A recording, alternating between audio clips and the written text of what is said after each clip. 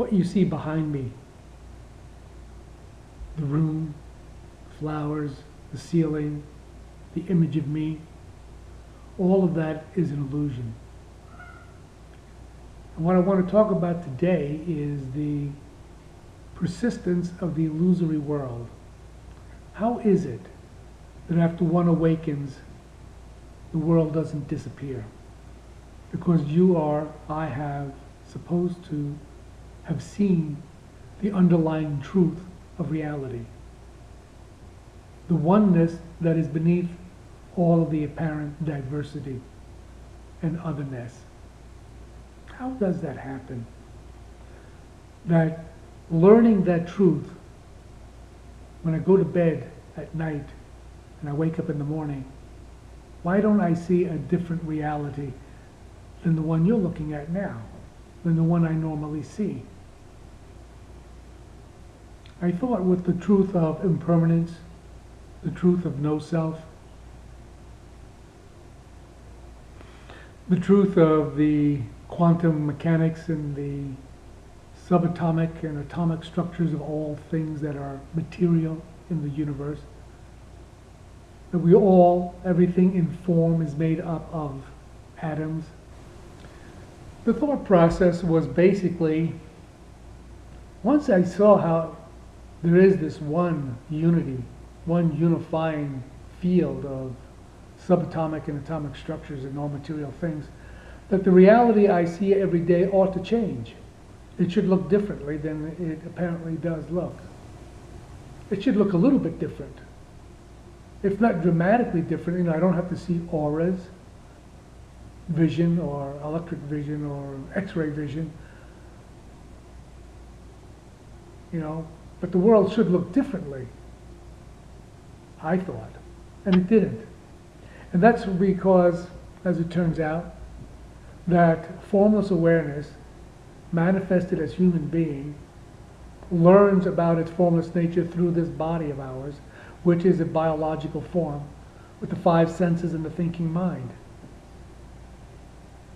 And everything we see from a neuroscience perspective happens in the brain.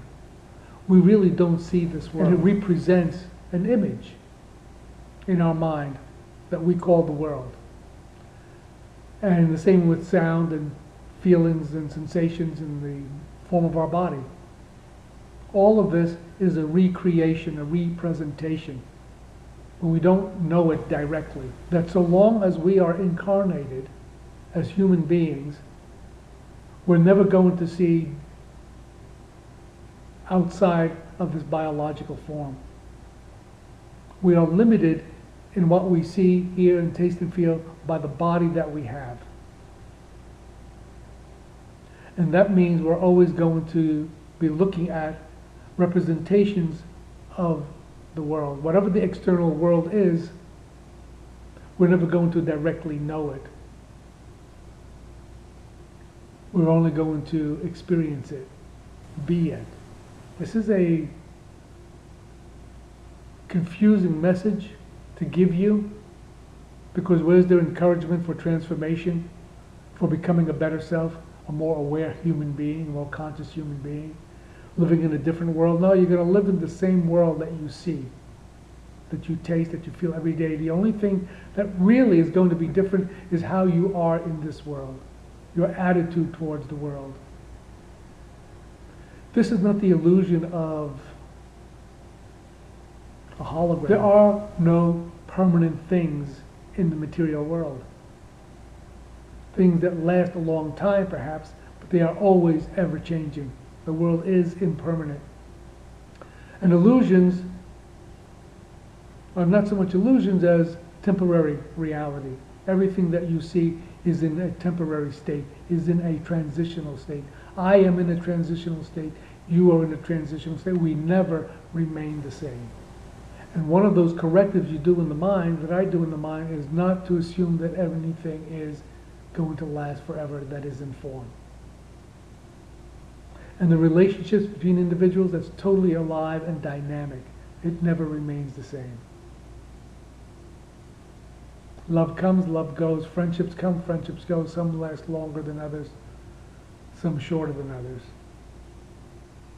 It's holding on to ideas as if they were real things creates psychological problems for us. So what changes when one awakens is how one is in the world, how I am in the world. The way I see it is to be in the moment. To be in the moment is to see the transitoriness of existence. Is to see the reality and truth of impermanence. With every heartbeat, with every inhalation and exhalation of the breath, we are changing. The persistence of the illusory world, and calling it the illusory world, does not diminish the fact it has effect on us and we affect it. And there is this illusion of living and dying, youthfulness and aging, good health and illness. All of that. Illusions, because who and what we are is temporary. We are, I am, formless awareness, temporarily manifested as a human being with a certain shelf life. Currently, I'm 67 years old. How much longer my shelf life is, I don't know. But it's definitely not forever. It's the formlessness, it's the awareness that is, for all intents and purposes in this universe, eternal. So don't feel badly or think you've made a mistake, or that you haven't actually awakened because the world is still here every time you wake up in the morning. It's a feeling tone. It's how you relate to the world, how you are in the world, that your awareness, awakening to itself, manifests itself, expresses itself in how you behave and how you see, how you behave and act towards yourself and towards others.